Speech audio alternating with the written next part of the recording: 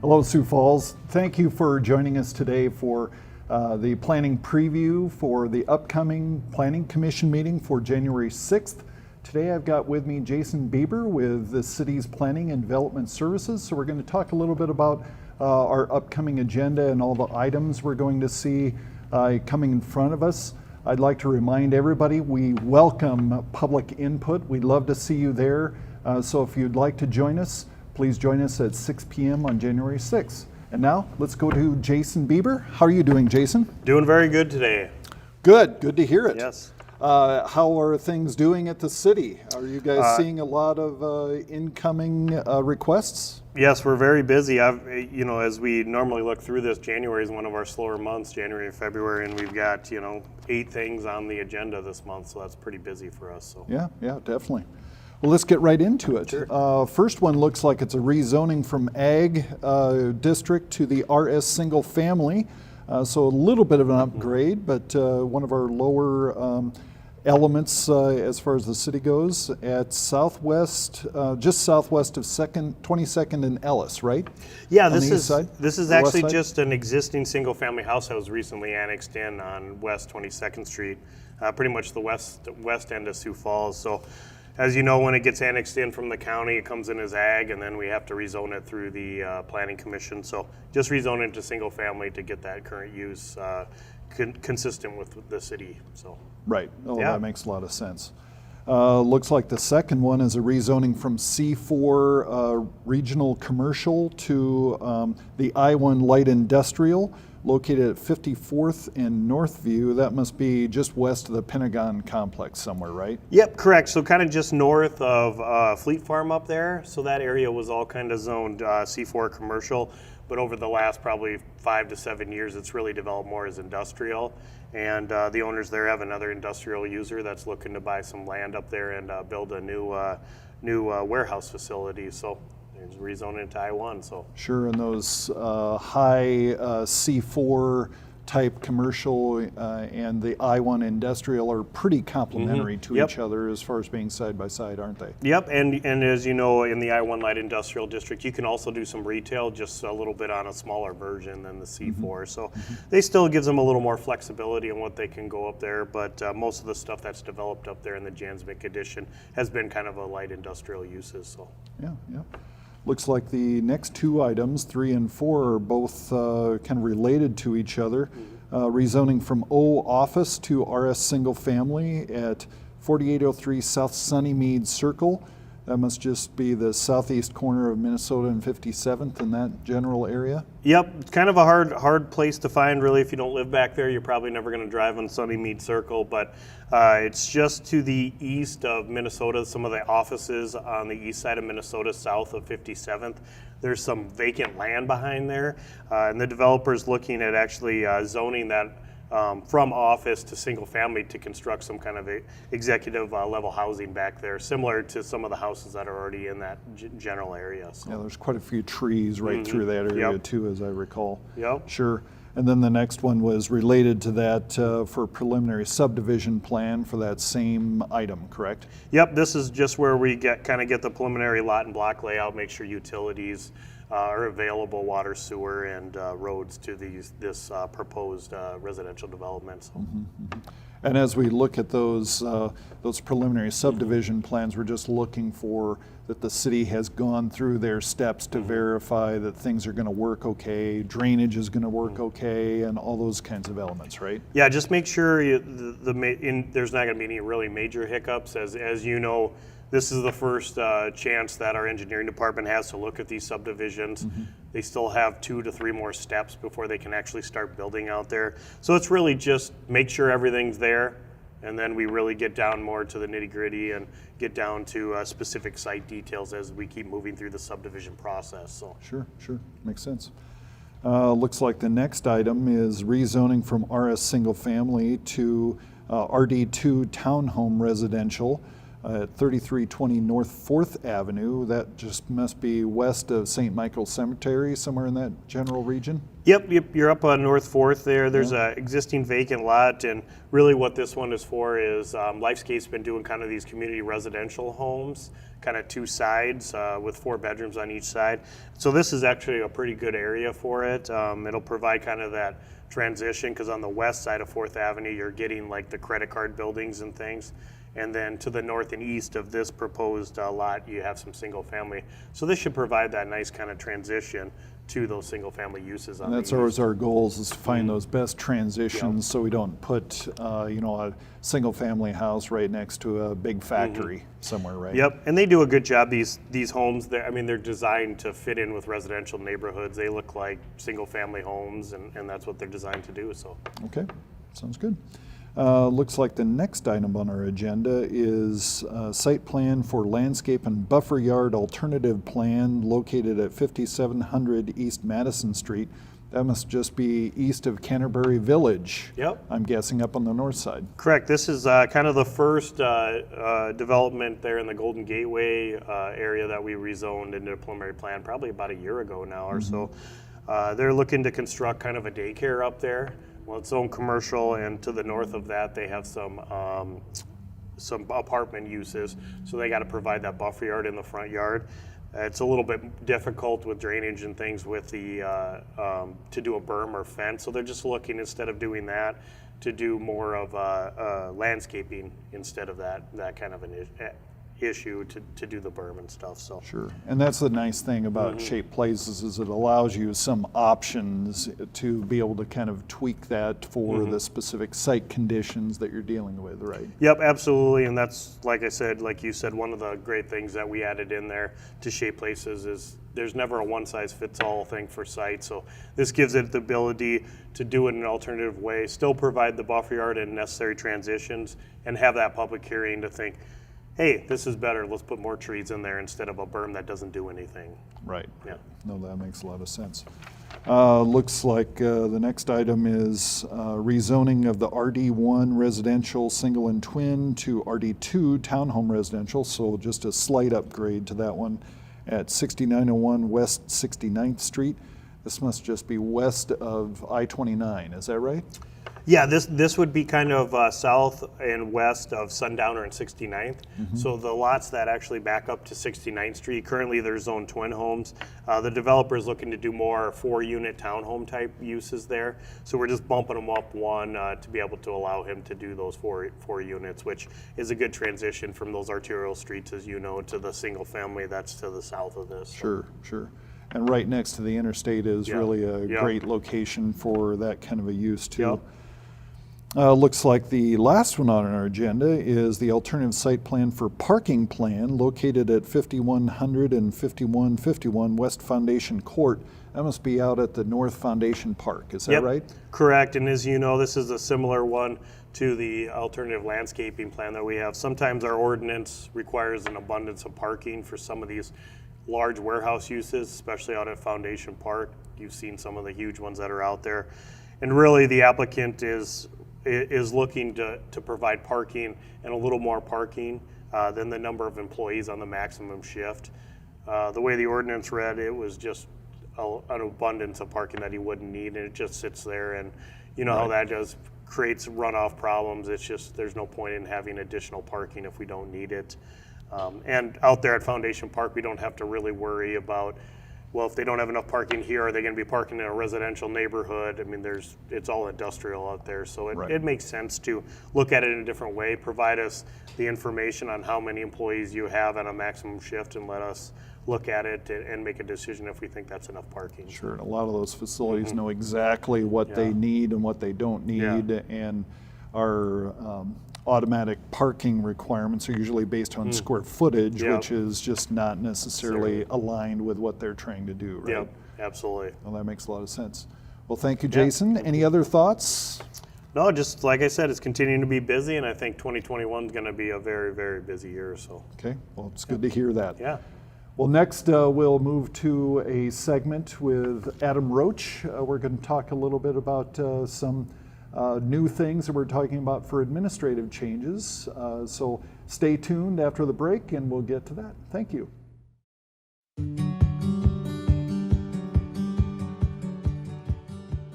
Hey, this is Seth and I work for the City of Sioux Falls in the Housing Division.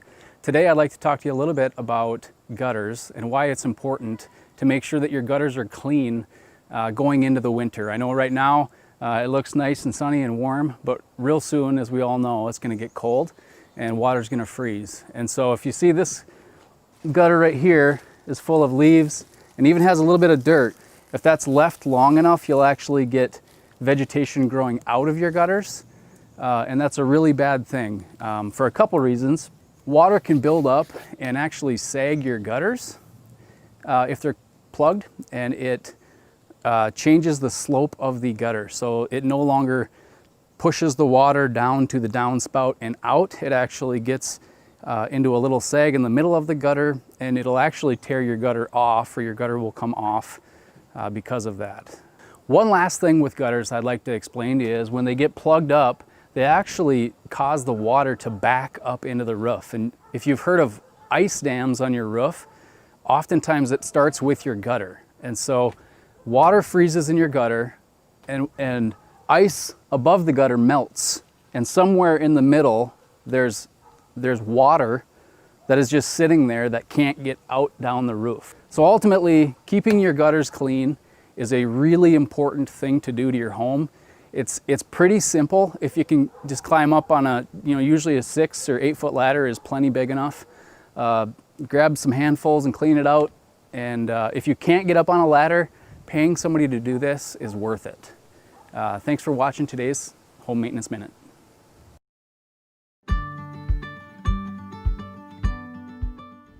Well, welcome back after that break. Thank you for sticking with us. Today we've got Adam Roach. Just talking a little bit about some of the administrative changes we're making to the ordinance and some other things that's going on. How are you doing, Adam? I'm doing well, Sean. Thanks for having me today. You bet, you bet. Boy, lots. We've got, what, 18 items on the 18 list? ordinance updates. Half of them are administrative. The other ones will have a visual impact throughout our community. A lot of these updates are based on community standards, increase of or enhanced community standards, feedback from the stakeholders, which includes our residents of the community, our development groups, officials like yourself who see challenges out there and find ways that we can come to amicable solutions. So that's our goal here. Well, I love a few of these. These are nice additions to the ordinance, I think. One of my favorites is the trees. The tree, yep. I mean, for so long we've seen so many neighborhoods, you drive through them and they just don't have that same neighborhood feel that some of the older neighborhoods do. And a lot of that is the amount of trees they plant. And the new ordinance will be something a little bit different than That's that. right. Won't it? What we are proposing to require is a street tree requirement for all single-family homes within Sioux Falls. We currently do not have that. We've lost a lot of trees through the ice storm, through the emerald ash borer, and it's really time to enhance that urban canopy and bring back the benefits that we have of the trees. And like you said, those neighborhoods that are tree lined, those are the ones that everybody thinks about when they think of the neighborhood nostalgia, such as McKinnon Park and areas with that old growth. So we've received a lot of good feedback from the Home Builders Association, which we're very positive about and hope to move that one forward. Right, and those, it's a fairly straightforward thing to comply with, from what I understand, with just a pair with the typical lot most likely required in that front yard, right? Correct, so it'd be one tree per 50 feet of frontage. So generally, that would be 1 or 2 trees per home, per new home that's constructed in Sioux Falls. Right. Nope. I think that's a great idea, and it'll really add a lot to the character of the community and the beauty of the areas as you drive through them. So that's great. So we'll find out 20 years from now how well we did with it. True. Next thing that I really am kind of excited about is vinyl graphic signing. We've been doing some of that at some commercial places. You see some of that. and that's not really been regulated as signage, but now that will be, just to make sure that that doesn't get too far out of hand, right? That's correct. Back in the day, banners were very popular, and they're still popular, but with the new technologies that are coming out, there's a nice film, vinyl film, that they can screen print on, and they can use that for signage, real estate signage, wayfinding, things of that nature. We're seeing a lot of it in our community. It's very aesthetically pleasing in comparison to have a banner flopping in the wind on a building. Within downtown, they work a lot better because it's a pedestrian-oriented environment and you don't have the real estate signs on the sidewalks. So it not only helps out the pedestrians within downtown, but throughout our community, it's just much more aesthetically pleasing than the use of banners. So we're looking forward to that.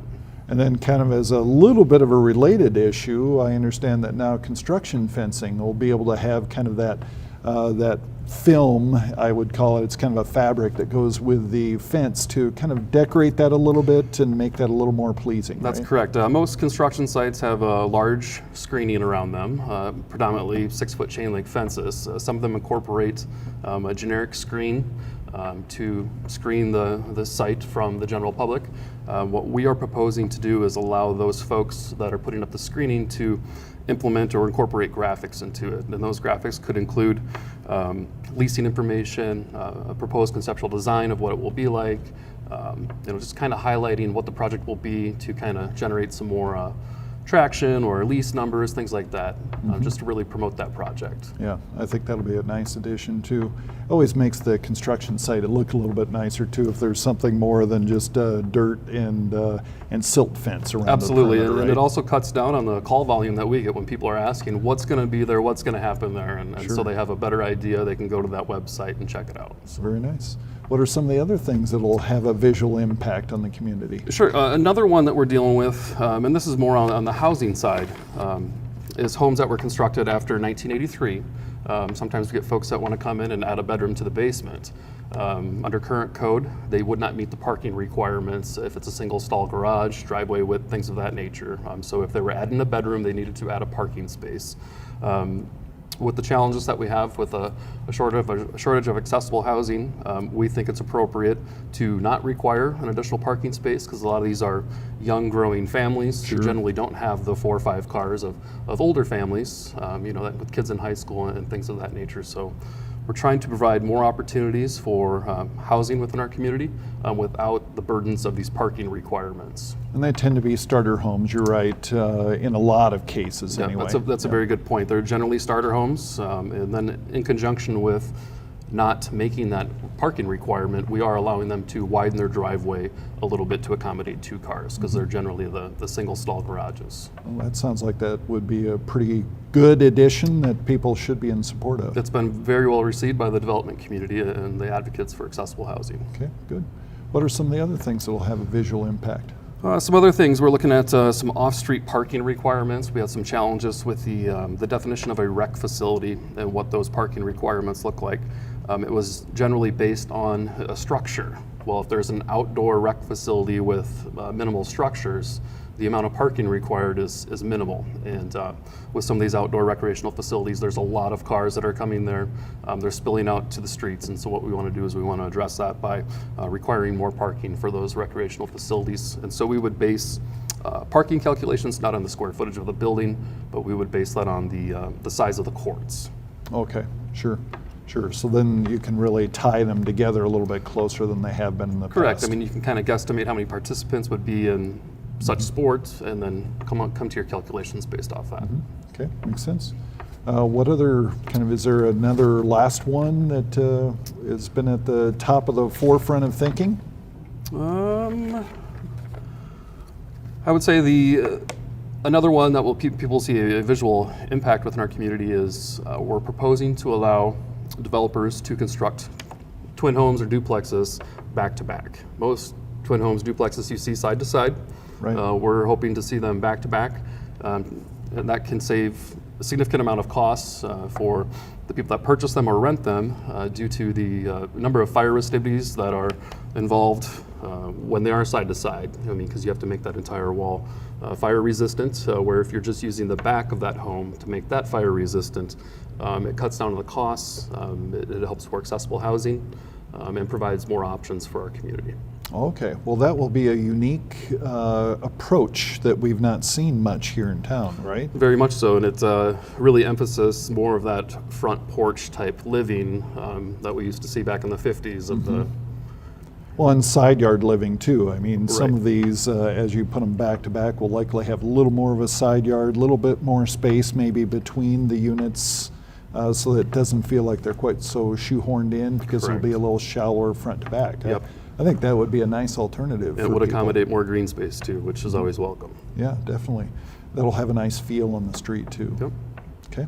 Anything else in your thoughts? I think that's it. We look forward to bringing these forward next month and gauging the community's interest on them. And Well, I think it's great that the City of Sioux Falls continues to be receptive to community input, and that we're always trying to improve upon things, give people more options, and give people better options that help to really build the kind of character of the community that we really like to see. And that's really what this is all about. We appreciate all of you joining us that can at our meetings. We also love to hear input. If you can't be at a meeting, please reach out to the city, give them your feedback via email or phone call or whatever is convenient for you. We love hearing that feedback, and it really does help us make the best possible decisions for the good of the community. So with that, we'll close, and thank you for watching planning preview for the upcoming January 6th meeting, and we hope to see you there. Make it a great day, Sioux Falls.